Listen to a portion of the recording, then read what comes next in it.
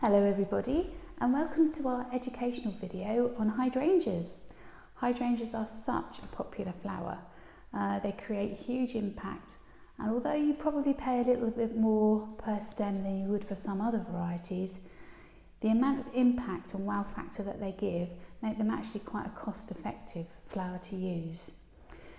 So occasionally people do experience issues with the hydrangeas. Now that's usually because the initial conditioning hasn't been done correctly. So I'm going to give you an illustration on how to condition them properly when they arrive with you. When you receive them, they will be dry packed, so they will have been out of water overnight.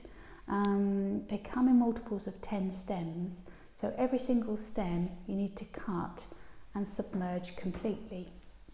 Now usually I would recommend a large bath of water or a large bucket or something where you can completely submerge the entire stem, therefore not compromising on the stem length that you've purchased.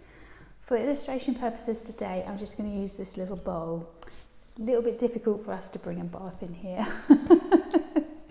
So literally just cut the stem at an angle and slit the stem up. Now this actually just exposes more of the cell structure to the water, so therefore takes more water up slightly more readily than they would otherwise, and then completely submerge the head and the stem into the water. They drink from the heads as well as the stems, so it's essential that you do condition them this way. If you don't have the facility of a bath, or you don't have a big enough container to put them in, what you could do is still cut the stem at an angle and slit it up, pop it into a bucket of water, fresh clean water, and then use a sprayer, a mister bottle, so that you actually mist the heads so that they stay nice and wet, and then can drink that way as well. As I was saying, the issues that most people experience when the hydrangeas go a little bit floppy is due to the fact that they haven't been conditioned correctly in the first place, and it's normally due to the air blocks. So by cutting and conditioning the way that I've done here, you will actually manage to alleviate that issue. Hydrangeas do love their water, and they prefer to drink from water rather than floor wet foam. So if you do have the opportunity to use a container with just water rather than the foam, you will get a longer life expectancy from them. Does also depend slightly on the venue that you're arranging in. I mean, churches which tend to be very cool, hydrangeas survive quite happily there.